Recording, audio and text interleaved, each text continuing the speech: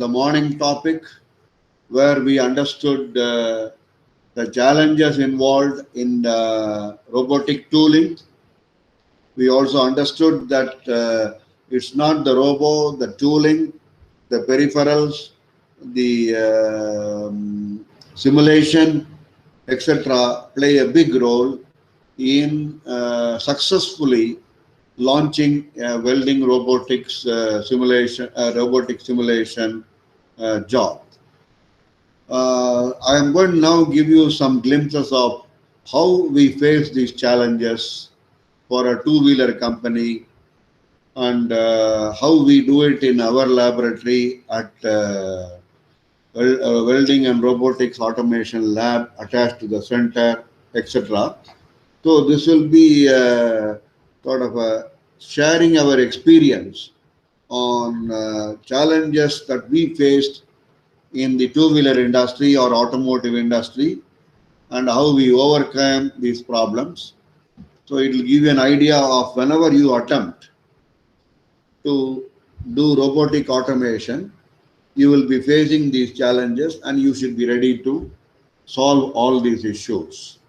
So if any one of the faculty members are not able to do that, they can always come to us. We can work together and sort out your issues. So today I'm going to talk about how we apply this robotic automation setup in a typical industry and how do we evaluate the quality of robotic welded components, etc., along with some case studies. So this is the robo that we have in our center. This Fanuc robo is attached with the Fronius power source, which is the latest power source, which is digital power source, having all kinds of features like sputter-free welding, deep penetration welding, pulsed welding, mixed pulse welding, all those things. So it is ideally suited for welding nickel alloys, stainless steels, aluminum, stainless steels, and so on. We also have a servo synchronized table which can give you 2 degrees of freedom. That means it can tilt the job as well as rotate around a vertical axis. So basically 6 plus 2. We have about 8 axes of freedom in this robot. We use it extensively for faculty members who are pursuing PhD, research scholars from various states have come. They have done a lot of work here and taken back the samples for completing their research work. So once again, this gives you a great facility for you are pursuing your research and development activities in your college, university, or your DST projects also. So once again, you're welcome. And we also have a gas mixing and distributing unit where we can change the gas mixtures at will at any proportion. So this is a facility that we use. So basically, that means we will summarize what we discussed in the morning. So whenever you attempt welding automation for an industrial component, these are the steps that we may have to go through for implementing the robotic automation in the shop. Number one is you have to evaluate the design and fabrication tolerances of the assembly. As I told you in the morning, the fixtures have got some tolerances. Split-up tolerances are there. Robo has to meet these tolerances. So once you buy a robo, you have to analyze whether the design and fabrication tolerances of the assembly is suitable for automation. Next is selection of the optimum welding process. Here process refers to, even in GMAW, there are about 12 to 15 modes of welding. Short circuit welding, plate transfer welding, pulse transfer welding, mixed pulse welding, spatter-free welding, deep penetration welding, CMT, cold metal transfer welding, CMT pulsed welding with via gas combinations. So this gives you a wide variety of choices for you to select the optimum mode of welding in GMAW process itself. So then we have to select the robo, what we can, which is required for the job, with a reach and so on in the morning we discussed. Then comes fixture engineering. Here we have to focus quite a lot of time. We have to take the assembly, do the FEM analysis, welding simulation, predict what's going to happen to the shape and size of the product, determine where the clamping is required, and the forces, the extent of forces required, then accordingly design the fixture. So once the fixture is offloaded for fabrication, we come to simulation and offline programming.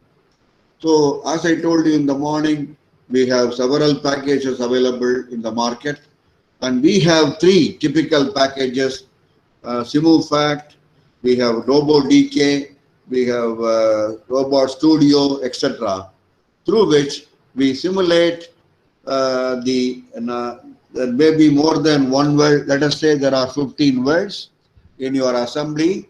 We have to decide the motion or the path of the robo for each weld, simulate it, and check for interferences, accessibility, the appropriate angle of welding. All this has to be checked during the simulation.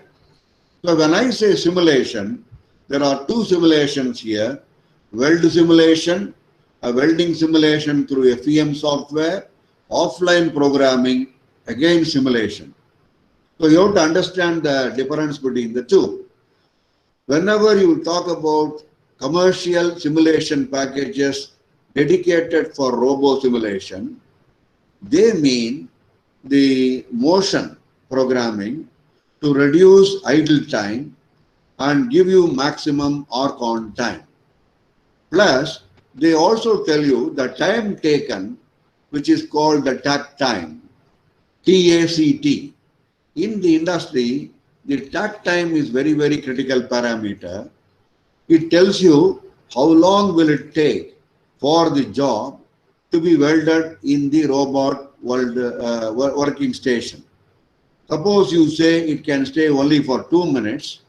Within 2 minutes, the required number of weld joints has to be performed. So that means your arc on time has to be of a very high order to finish this. That means your arc off time has to be minimum. To optimize this arc on time and on time ratio, we use the simulation packages called RoboDK, Robot Studio, etc., so that the takt time or time taken for the welding to be completed in the robo workstation is optimized. Whereas when I talk about SysWeld FEM simulation, for the given heat input and number of joints for each weld, this package predicts the shape change that is going to occur after the assembly is removed from the fixture, and also the residual stress that may arise during the welding of this assembly. So both are completely different, though the word simulation may be same. So we must understand that. So once we simulate that, we go for sensing and tracking. Suppose your component is not properly fitted up within tolerances, you may need sensing, you may need tracking along the curvilinear path, sensing to know whether there is deviation in the fit up, etc. If you are going to machine the components and control this fit up within the tolerances required for the robo, this sensing and tracking may not be required. So it depends on the culture of the company, the product tolerances that are going to come to the welding station, etc. Next comes the welding procedure optimization.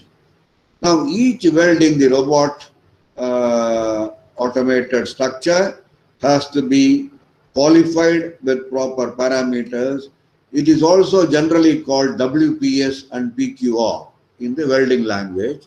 This welding procedure specification contains about 35 variables like welding current, welding voltage, wire diameter, welding speed, pulse frequency, etc. So these parameters have to be established for the given weld strength, which is as per the standard, and defect-free welding. So once this is obtained, the parameters with which you got these optimization are to be recorded in a document called procedure qualification record. So once this is done, this is approved, and as per that the robo performs welding. So that means a sample weld that you made on a specimen level which was tested thoroughly is now applied on the assembly, and robo repeats the same parameters. So you can say that this welded assembly will also meet the quality standards of that specimen which you made for establishing the welding procedure qualification. So once that is done, the quality is ensured. Then we come to weld sequence optimization. Suppose there are, say, 30 welds in your assembly. Using SysWeld or our own analytical program, we predict what is the sequence or order of welding. Suppose there are some 30 joints, 15 joints in your assembly. Which weld will be done first? Which is the second? Which is the third? Which is the 15th weld? This is called weld sequence. And the welding direction is whether it is left to right, right to left, and so on. So this is again predicted using SysWeld simulation software. So with this, now we do the robot programming. When I say robot programming, it means the path robo will take, the starting point, middle point, ending point, and the speed of the robo. All these parameters are programmed, and the power source program is invoked through this program, and the robo, for every weld, it invokes the power source program for that weld, which contains the parameters, then starts welding, starting point, middle point, and end point. So this is the robot programming, and it also tells you how the positioner and the robo will move in a servo synchronized manner. So the robo motion, the positioner motion, the calling of the program for the specific welding, all this is constituted in the robot programming exercise. Now, after the robot welding is completed, we check the weld quality by visual inspection or using a jig or using a robo itself. We can check it up. Then the operator is given proper training of how to program it, how to set up the parameters, how to do welding, etc. So with this, now you are ready for taking up the production or implementation of automation in the shop. So these 12 steps are basically essential for developing a welding automation. So the key factors that you should consider while establishing this is, number one, the throughput, output targeted. There are two words, output, throughput. I'll explain you with a simple example. Let us say we are operating in a two-wheeler industry where they plan to produce one bike every 5 minutes, for example. So they want an output of one model of the bike every 5 minutes. So this is called the output or the velocity, as we call it. Now, suppose somebody is joining.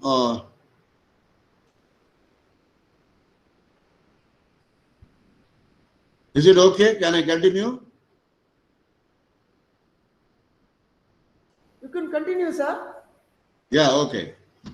Now, this throughput means to produce this output of one bike for every 5 minutes, there may be 25 workstations. In one workstation, they may fit up 5 parts. In the next, they may fit up another 5 parts. In the third, they may fit up another 5. Now, assembly of 15. So that means it passes through 3 fixer stations.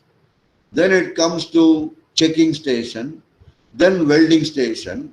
In again welding, there may be more than one robot station. So let us say there are 3 more robot stations, then checking station and comes out.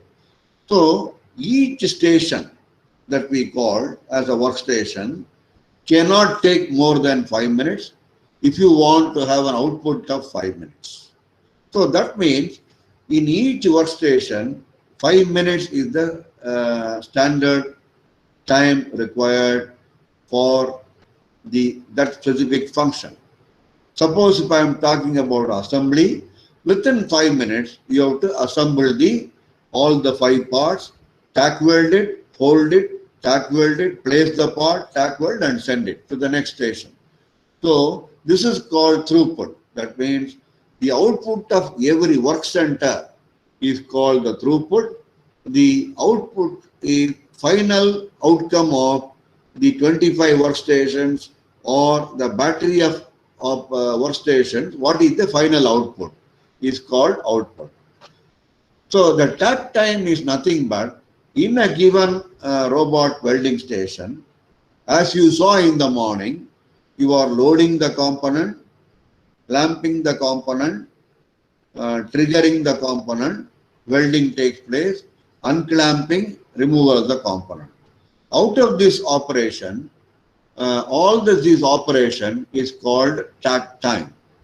So this 5 minutes is in that workstation is called the takt time, and the final output is also 5 minutes, which is called the output time. So generally, suppose I have a robot which can weld within say 1 minute, and my next station checking can be done only in 8 minutes. Please remember, the chain is as effective as the slowest fellow. That means you will get the output of only 8 minutes. That means even though the robot can complete the welding in 1 minute, the output of the bike will come out only in 8 minutes. So you have to do the balancing of the output and the takt time and the throughput so that the robot or any of the workstation is not idling. So this is a production technology item which has to be looked into. Again, whenever you do that, another factor is ratio of welding versus pre and post processing. Suppose I weld for 1 minute and do 4 minutes of pre-cleaning, etc., assembly and post processing, then our output will come, your throughput will come lower, and the arc on time will be lower. So the next factor is what is the extent of automation. See, all of us would love to do 100% automation. That means all the components in the assembly are to be welded automatically. Is it possible? Maybe, may not be. For example, when you assemble the various parts in the assembly, some parts, the welding of some components may not become accessible for your welding torch. So those parts cannot be welded, or you have to weld that part after the workstation is completed. So this is what we mean as extent of automation. Then suitability of the weldment for automation. Suppose your fitment is very poor, the edge preparation is not done, machining is not done, you are going to weld a casting with a machined part. These issues will affect your automation. So you have to evaluate the suitability of the component for automation. So we can give guidelines for all these factors and help you out. and intermediate operations, if any. Suppose you have to do 4 parts, then it goes out of the station, gets something fixed elsewhere, and comes back to the workstation. So this has to be taken into account when we evaluate the welding automation effectiveness. Finally, the cost and time savings planned in your automation exercise. So coming next to that is selection of the type of robot. For example, in the morning we saw we could have a standalone robo, pedestal robo, robot fitted on a moving column, robot mounted upside down on a gantry. Any one of these types could be chosen according to the application, constraints in the shop, etc. And the need for peripherals or subsystems, like we saw in the morning, so many peripherals like wire cutting station, spray, anti-spray station, etc. are there. Are they critical for your operation? Should we automate that or not? That decision has to be taken. And need for fixture for assembly or tack parts. Sometimes we may choose a fixture for assembly, another fixture for welding. Sometimes we may have both together.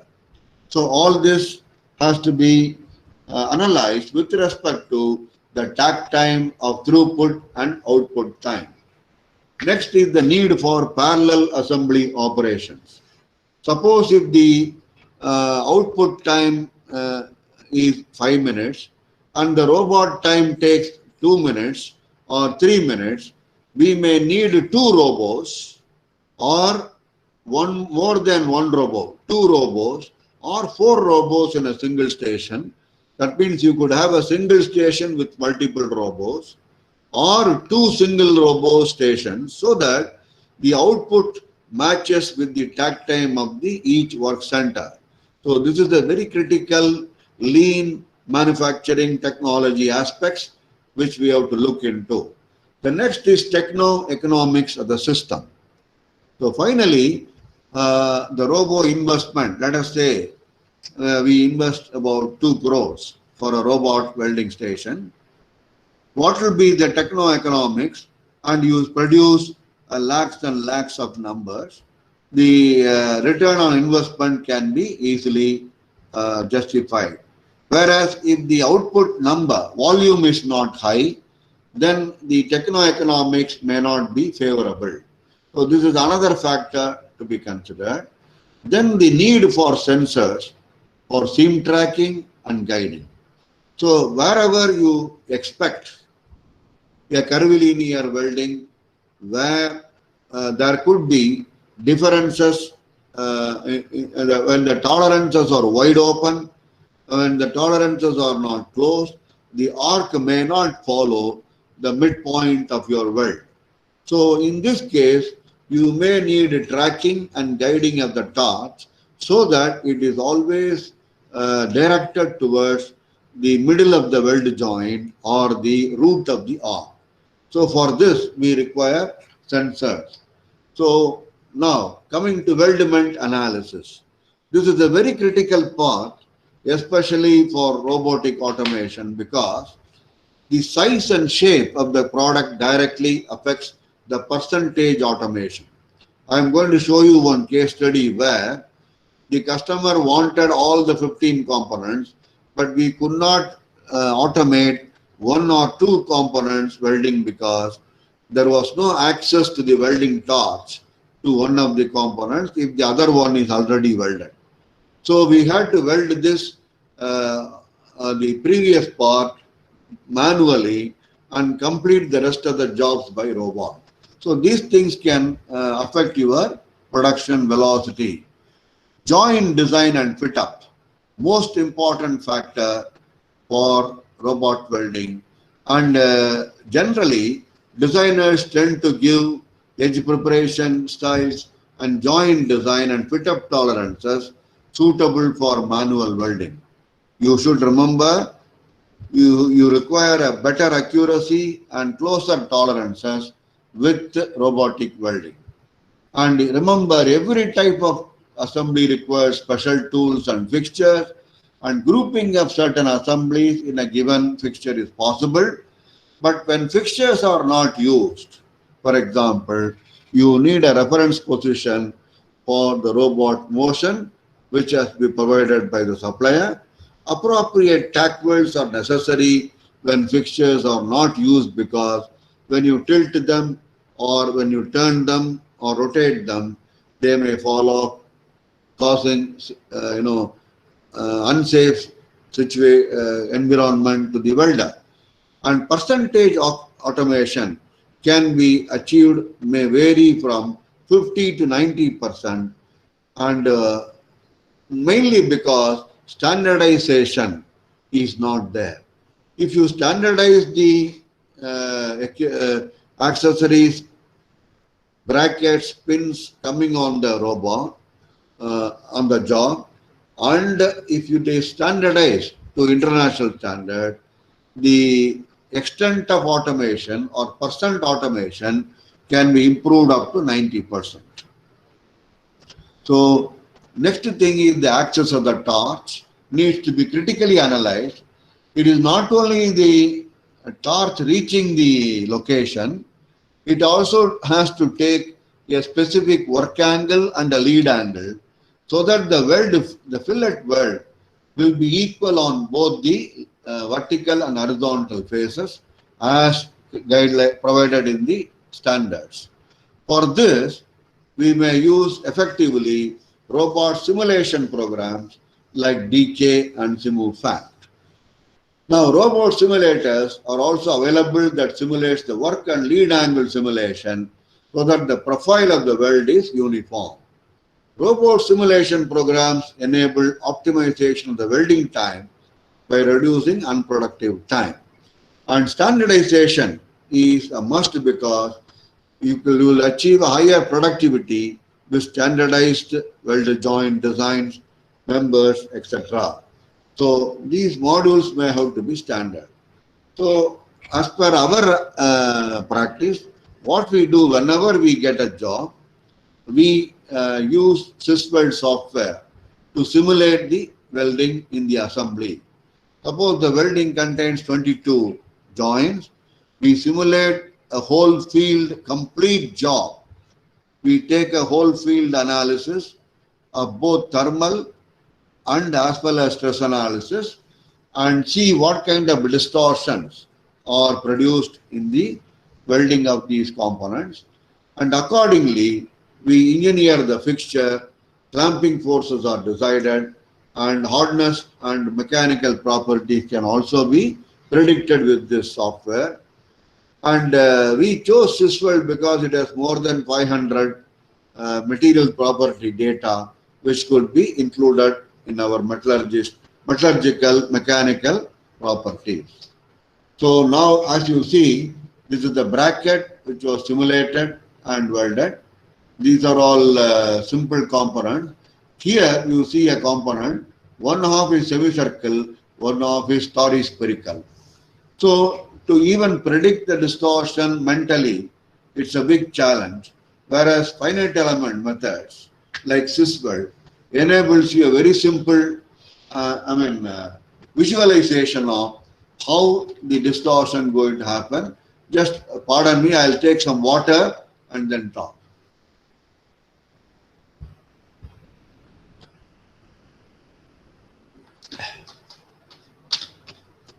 So this is with respect to simulation. Now let us come to case studies. Now let us take some automation, automotive products. If you see here, some of the things which we have done in our in my career, including this robotics automation center at our COE, we have recently done robotic automation of a straw baler equipment. That is, this equipment goes on the field, collects the straw, picks the straw, puts them in a spoon type a bundle in the field. So this equipment has got two side frames which are welded with a lot of brackets, which I will show you soon. Next is new high capacity two-wheeler frame. Now TVS, Bajaj and others are developing 750cc, 550cc bikes for which these two-wheeler frames have got lot of welding in it, and we are doing the robotic automation of these bikes. Then earth moving assembly in a Pune factory, earth moving factory. They are now implementing robotic automation.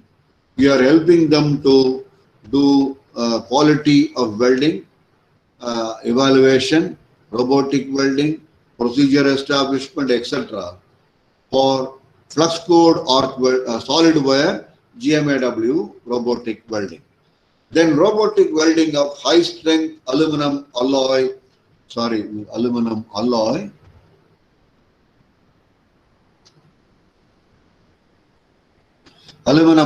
frames for textile machinery. So one of the textile machinery makers, they wanted to convert our bolted connections to welded connections to minimize the weight of the assembly. So we have done this successfully.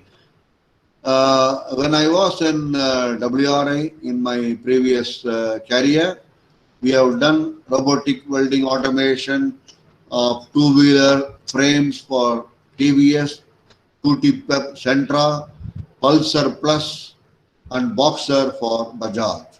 These are some of the projects we have done. Then we are now currently doing a lot of projects for faculties, research scholars, research associates, etc. for establishing wire arc additive manufacturing of dissimilar and new materials.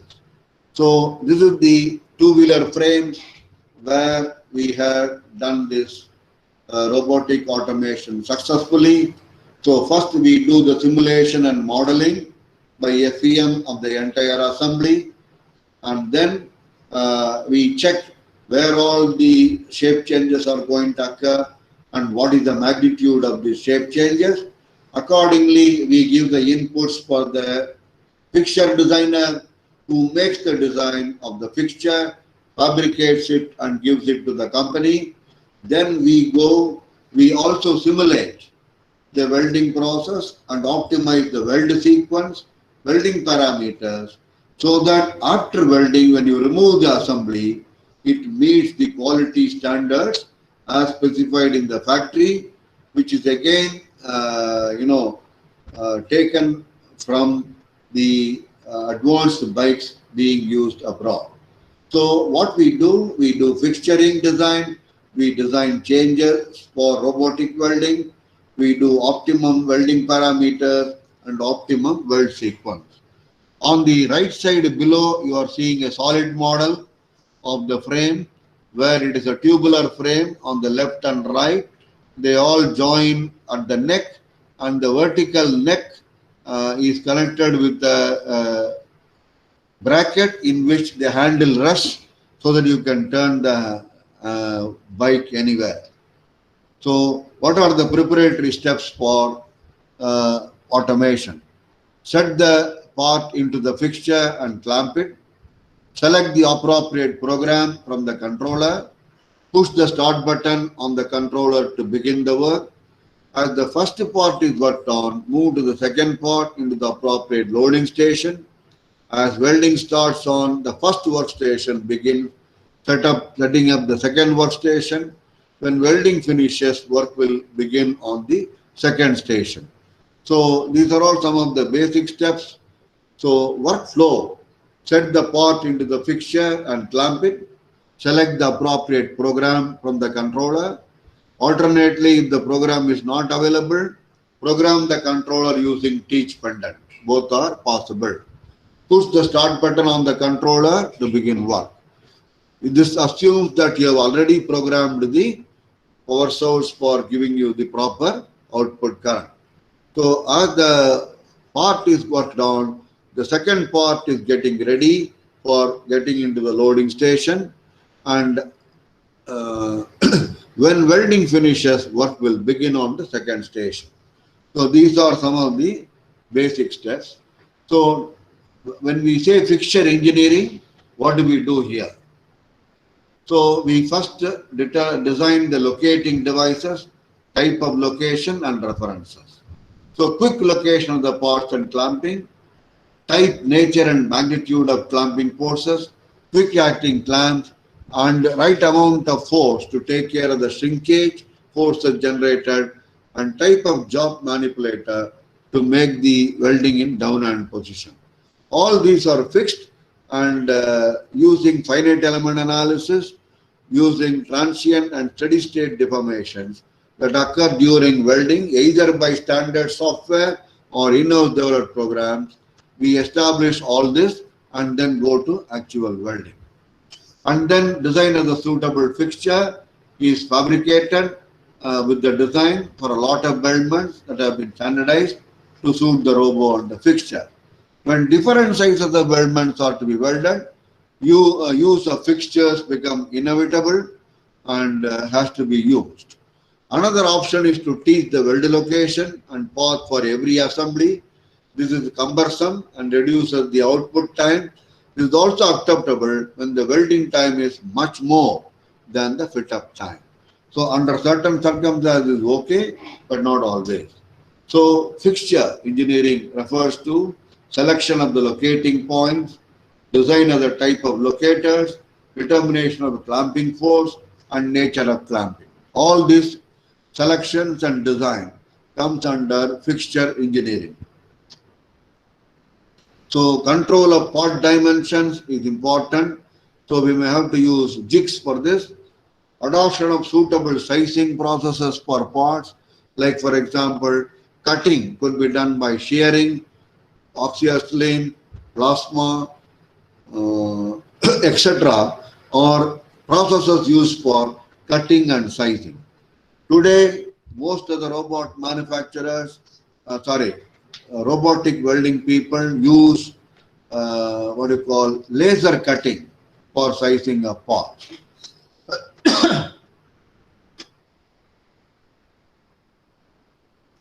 The use of job manipulators for welding or positioners, use of appropriate welding process and parameters, and appropriate welding technique. So all these are coming under fixture engineering, welding process and technique. Hello?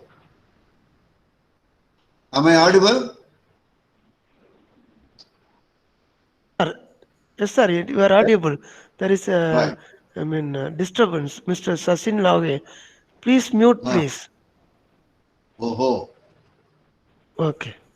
Yes, sir, please right. continue, sir. Now, let us start the FEM analysis of the two-wheeler frames, what we do. First, we do the deformation analysis by FEM. Then we do the recommendation of a fixture. Then we predict the optimum weld sequence that will give you a dimensional control after welding. Then we establish the optimum weld sequence to minimize distortion. So distortion is nothing but dimensional quality of the job. Most of the two-wheeler frames, to determine quality, first is dimensional quality or dimensions. Next is weld penetration, weld diffusion, visual examination. These are some of the quality tests that we do on the frame. Then analysis of weld penetration. So for each joint, we define the extent of fusion and penetration and check whether our robotic welding has achieved this or not. Then sometimes when welding is too high, we also measure the residual stresses and then take appropriate optimum sequencing steps to minimize the same. So these are some of the steps we take in the engineering. So this is a typical two-wheeler frame. It is a thin gauge tube, could be seamless tube or ERW tubes, electric resistance welded tube. You can see there is a left-hand side tube, right-hand side tube, which is undergone multiple axis bending. After that, they are tack welded here with the main neck tube and then the main vertical tube to which the steering bracket or the steering hub is welded. tack welded, and these are some of the locking brackets. So when you steering lock is provided here, then the seat brackets are here, and the engine mounting brackets are in this axle.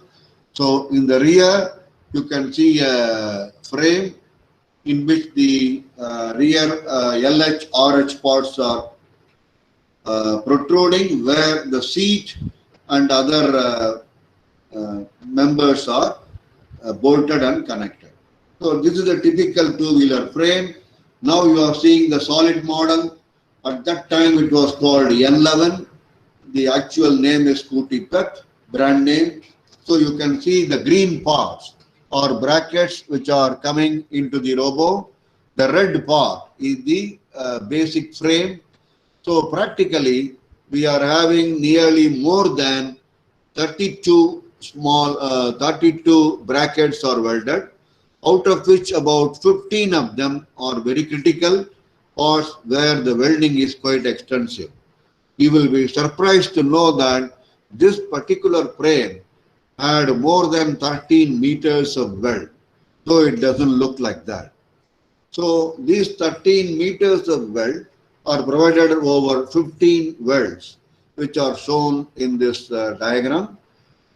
For example, if you take weld 12, the weld 12 represents this bracket where the engine mounting swing arm is connected to the tubular frame.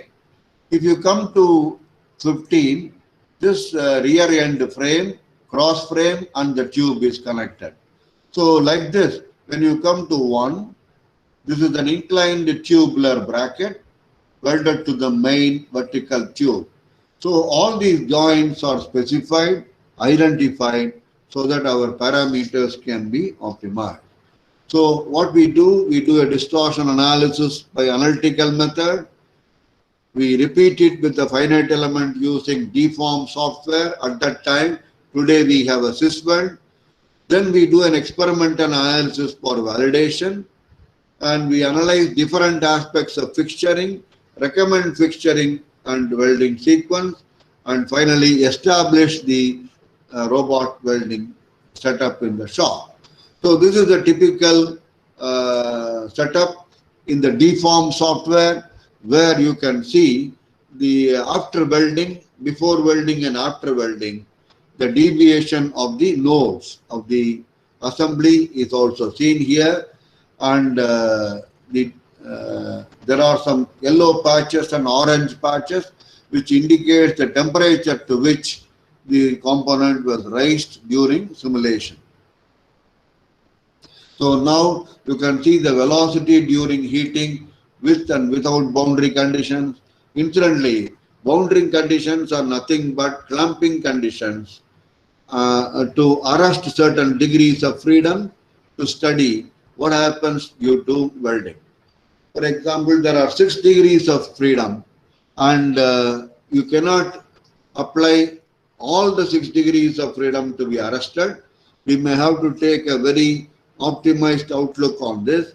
So in the bottom, you can see how the vertical member has bulged due to your heat of welding. So all these predictions are done. So this is the fixture that has been designed and fabricated by the supplier. So what you see typical, this is a tubular frame as you see it, and these are all in the vertical scale. This is the fixture. So in the bottom, these are all fixtures, and you have references from the top to bottom. So this is a typical fixture for welding this component. So these are the welds A, B, C, D, E, F, G. So these welds indicate to you there are different types of welds. Butt joints, fillet joints, corner joint, edge flare joint, etc. are available in this frame. Now after welding is completed, timing is noted. We reduce the time of welding by reducing the offline off-mode welding unproductive time. We eliminate.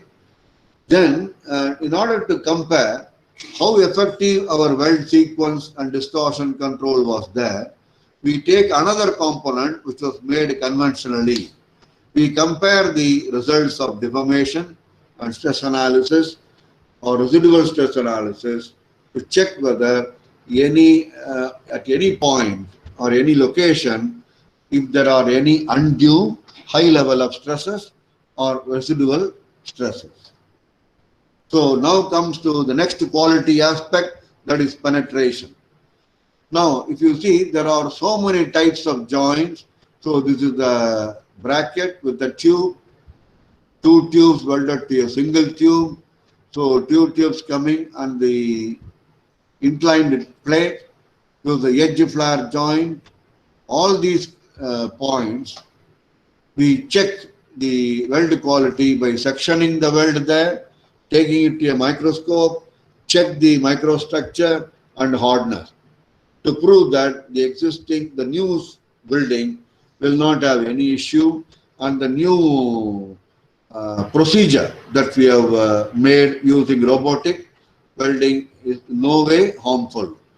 So if you see, very, very funny type of joints are welded in this two automobile part, and see, one cylindrical part, one straight part.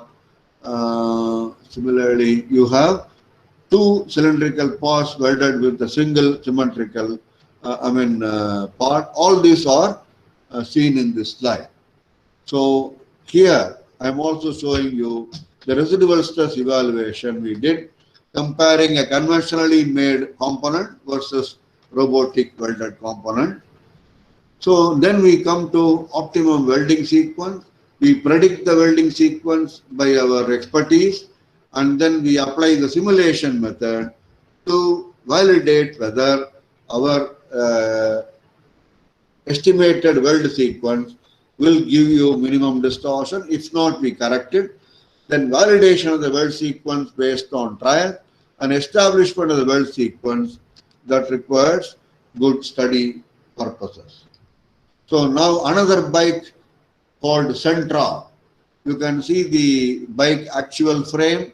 Again, tubular frames welded with smaller tubulars. So you can see the solid model, and this is the fixture for welding this two-wheeler frames called Sentra. So this is how the Sentra bike looks like. So this time it is called N14 Pro E model. So using Pro E model, we do the robotic simulation by a PM. So here we identify various welds. There are about 22 welds in this frame where we are welded. We are identifying in each position of the robo with the positioner what is the weld to be done. So you can see the robo and the positioner turns the job frame upside down for certain welding to get a good downhand welding position with a good lead angle and work angle and orientation. So here we wanted to analyze two robos, robo A and B, C and D. So we could have two robos, four robos on a single robo, and then give the customer what happened to the output with a single robo, two robos, four robos. This is called techno-economic study. So here positioner is in 130-degree orientation, as you see. So this is another orientation, 0-degree orientation, where we do 36, 31, 2, 32, 21, 1 and all that.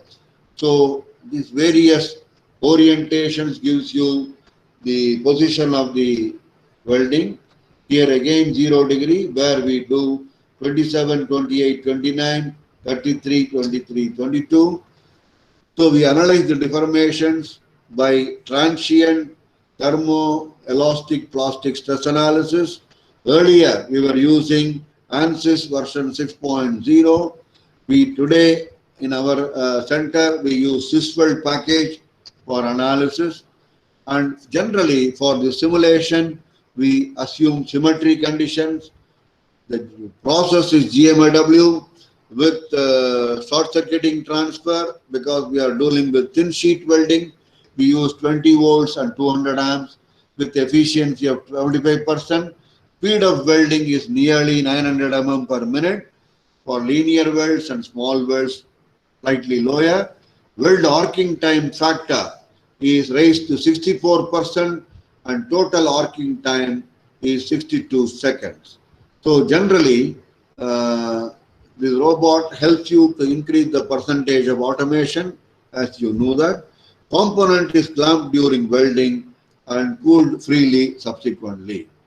So coming to thermal analysis, we assume it is transient thermal, linear pipe element, component described with fine mesh, total nodes came to 1362 and total elements contained 3969. Our input was calculated as 3000 watts or roughly about say 1.5 kilojoules per mm. Movement of the arc along weld was simulated, heating for 62 seconds and subsequent cooling up to 4000 degrees centigrade. Elastic plastic analysis for the thermal stresses were carried out. Here, the temperature hardening, isotropic hardening rule was followed. Temperatures read from thermal results and so on. So all this analysis was also done. So now you can see, I don't think you can see a simulation running. So this is how we did the simulation. So each photograph contains each set of program or each set of assembly to be welded in this N14 frame model. So all optimization and rotation you can see in the 4 orientations of the robot and the welded frame. So result, the display point was highest at the free end, clamping at the free end and near shop absorber assembly to be replaced. All these results were identified as the outcome of the robotic automation. Permitting rotation of the head tube assembly may be helpful. Maximum level of distortion expected is around 0.5 to 1 mm, and finite element model is used to predict the validation of the experiments. So similarly, sub-assemblies were also done, as you know, and features provided to minimize distortion, free end of the frame located and clamp, shock absorber pins located and clamp, rotation of head tube along the axis of the frame. All these were done to get a good quality product. So flexibility for change of models.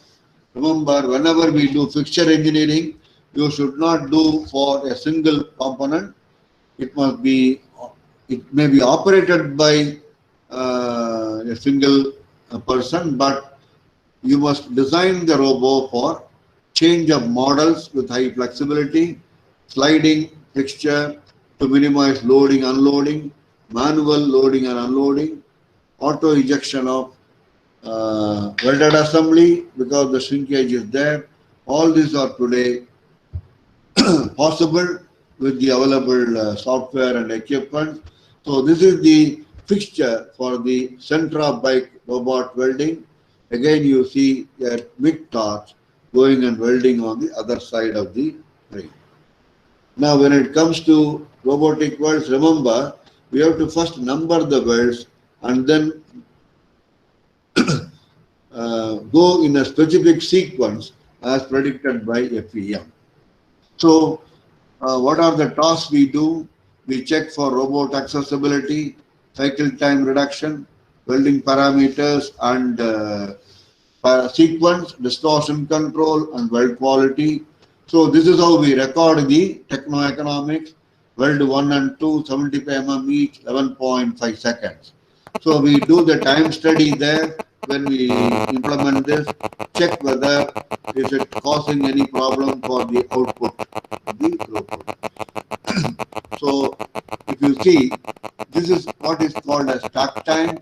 So for W1 and 2, if you add all this parallelly, you may come to 5 seconds, sorry, 5 minutes to 2 minutes, etc. to do this various timings. Now, distortion control, we use heat input control, restraint, weld sequence, root gap control, and presetting whenever required. Now, coming to heat input control, we keep with higher speeds of welding, say more than 600. We weld with optimum parameters, 5 to 18 volts and 160 to 200 amps. Use of intermittent stitch welding, use of lower stick thickness, and organ rich shielding mixtures for getting high quality welding. Remember, the weld strength is dictated by root penetration and build shape of the weld, which is governed by root gap, heat input rate, shielding gas, kick out, etc. So optimization means at pre-dispatch stage, robot accessibility, cycle time, and weld size, installation of the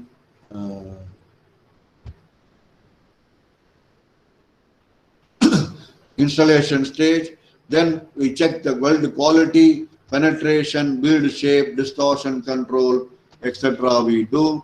So this is the typical welding sequence being applied. So we do 27, 28, 29, 30. Then we move to, 23, 24. Then we move to 27, etc. So now fit up between the tubes. Now we give a feedback to the manufacturer as to what changes he must bring out, like fit up tolerances to be improved, fit up gap to be improved, the fit up gap between engine mounting bracket sheets and body teeth tube is excessive at mid region, so it has to be reduced. All these kind of precaution or what we take. Recommendations are provided. So this has to be implemented. That means fit up between the tubes and the main body tube needs improvement. This is how I interact with the industry. Then the design people give the instructions and the shop improves upon. This is the typical welded frame. As you can see, a lot of linear welds here. So you can see a linear weld here, another linear weld is welded.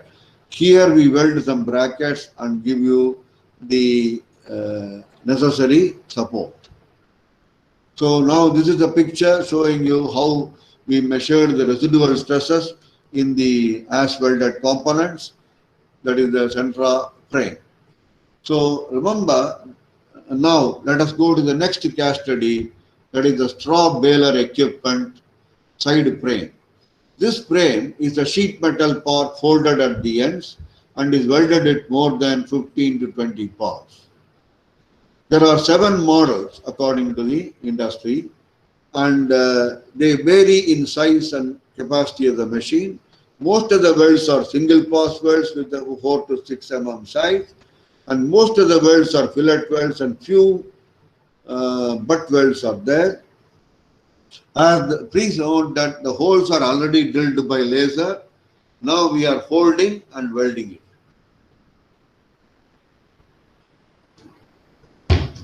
So this was taken for robotic automation and techno-economic studies. We did the mock-ups with models. For all the models, we did the programming of both the robo and the software. And before doing that, we did the SimuFACT simulation. And then the robot programming was done for each weld.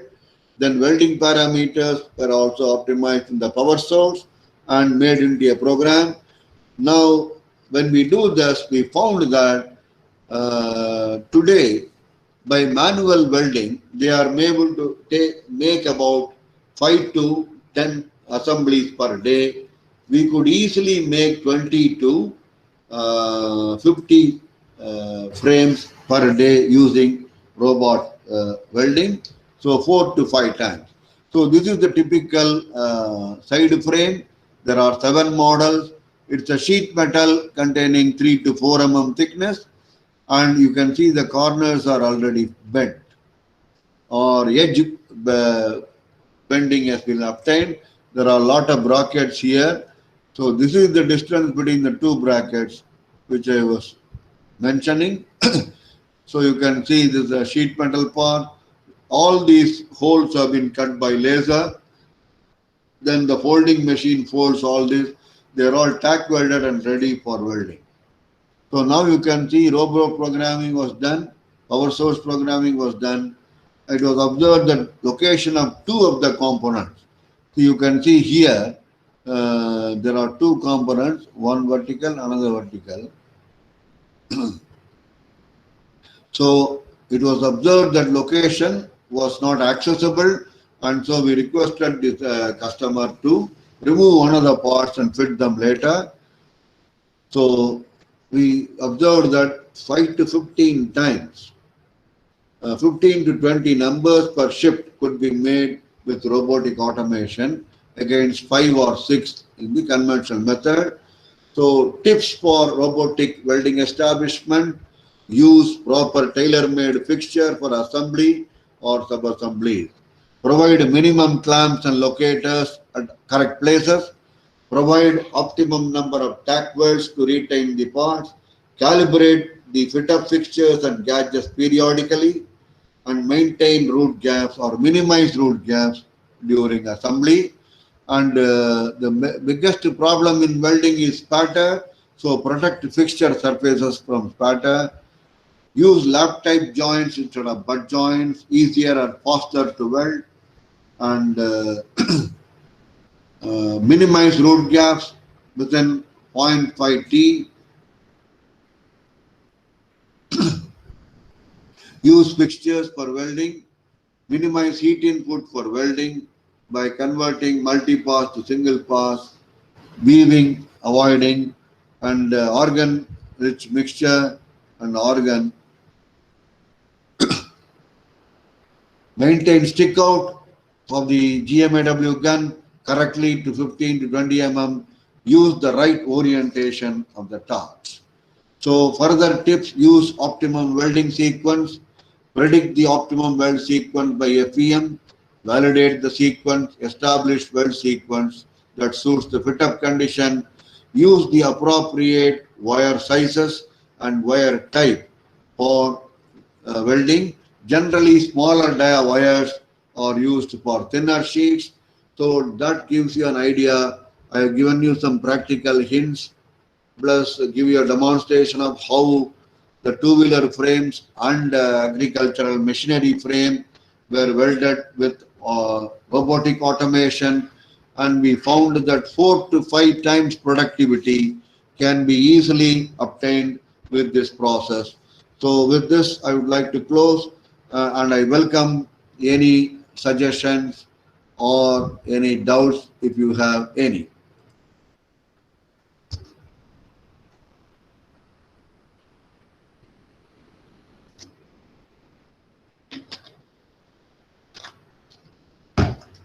Yes, any doubt?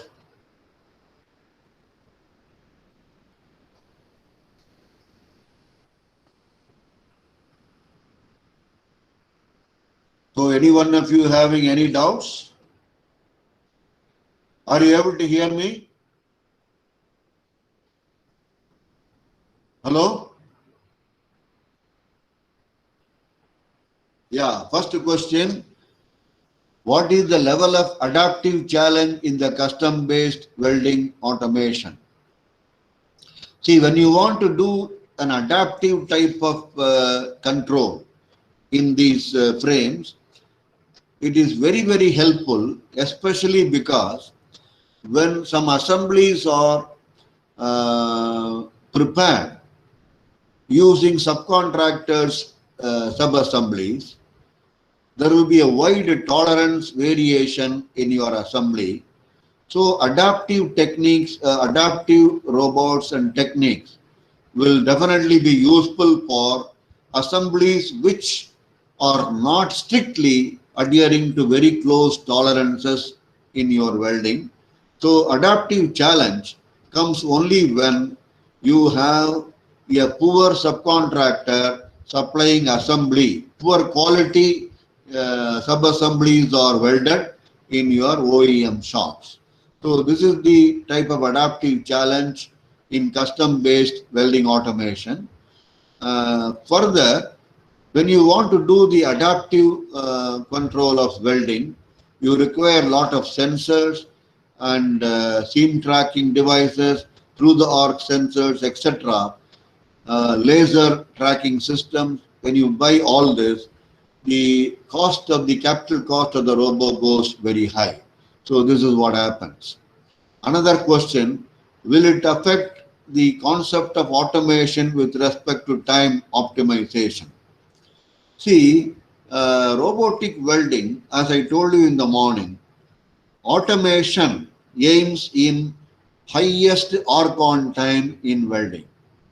So robot welding definitely gives you a higher arc on time.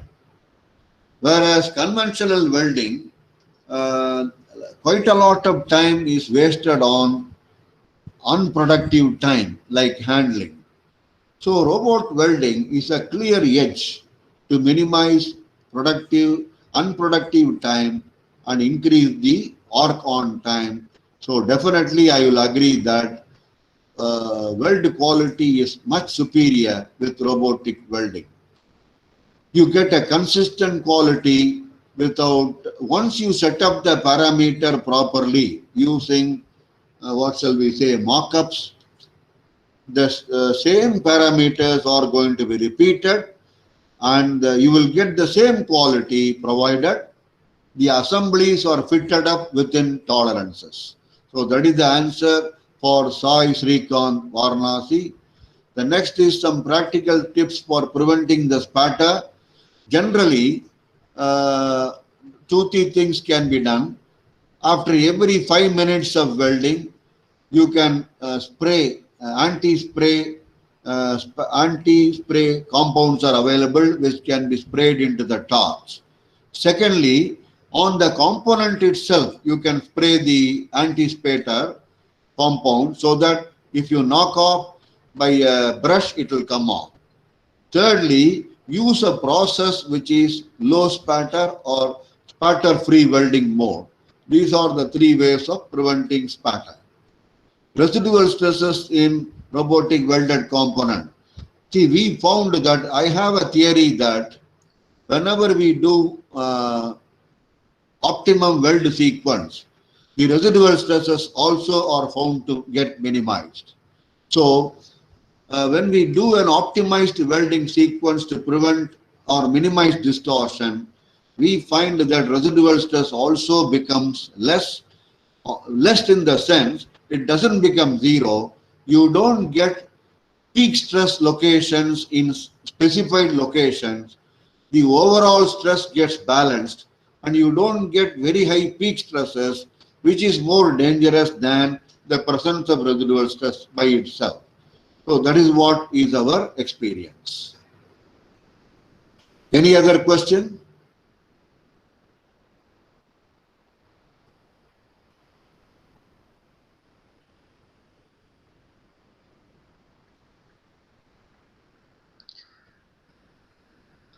So, should we conclude? Any other questions? If there are any other question, please write to our organizers, whatever you want to learn, and please visit us after all the lockdown and normalcy is restored. So you are all welcome once again to visit our center, use our facilities for your automation, studies, trials, etc. Okay?